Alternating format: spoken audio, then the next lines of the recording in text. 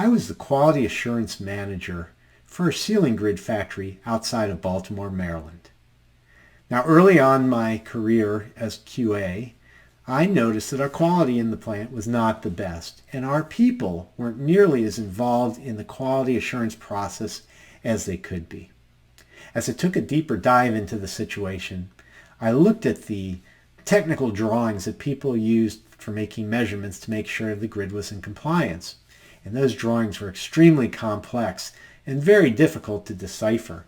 And it appeared that they were designed more for the engineers than the technicians.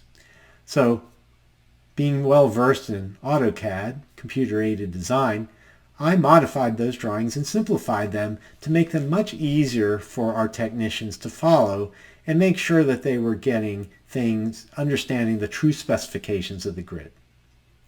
The next thing I did was I trained our technicians in how to install grid. I wanted them to understand how the grid really worked, because if they did, then they would understand if they were out of spec, how that might impact someone trying to install it. Now, one day early in my career there, I noticed that the UL inspector, Underwriters Labs, had come to the plant for a visit, and this was about every 6 months. But instead of walking out in our factory and looking at the quality of what we were producing, he spent his visit in the break room with our engineering manager. Now, after the UL inspector left, I asked the engineering manager what was discussed.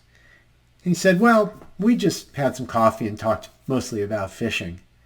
And I said to him, is that really the best use for the UL inspector's time? He could be helping us improve our QA systems. At that point, the engineering manager kind of gave me one of those looks and said, you really don't want to open that can of worms. Well, I was the QA manager responsible for quality, and I did want to open that can of worms and make sure that we were fully compliant. So I met with my plant manager and kind of explained where I was coming from. And after some discussion, we talked about re-inviting the UL inspector out into our factory on a guided tour with me to identify any issues. Now, we had to make sure if issues were found that we were willing to correct them. And the plant manager and I certainly were. So we got aligned. Then we explained to the engineering manager what we were going to be doing. He was pretty skeptical, but he said he would support it, even though he didn't think it was a good idea. So I placed a call to the UL inspector, and I introduced myself and invited him on his next time in the area to come to the plant, meet with me, and we would walk around the facility to make sure we were doing everything to the proper specification and to the requirements of our customer and for our certification. So he came out and we walked around the plant, and I could tell there were some nervous staff members that day, including me, to be honest. I was pretty sure we were trying to do things the right way, but I wasn't sure how many issues or nonconformances we might have. Now, we had a few. Luckily, they were pretty simple to correct.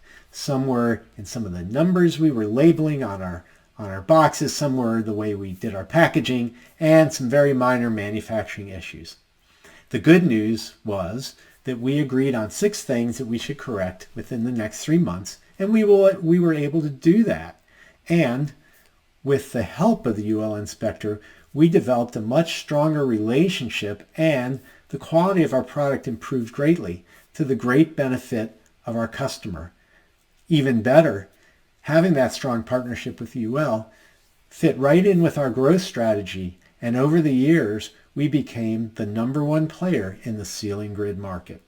I hope this story provided you with some inspiration to revisit your own processes. I have a lot more I'd like to share. Head over to pi-partners.com to learn how I can help. And check back from time to time for more Kaizen stories.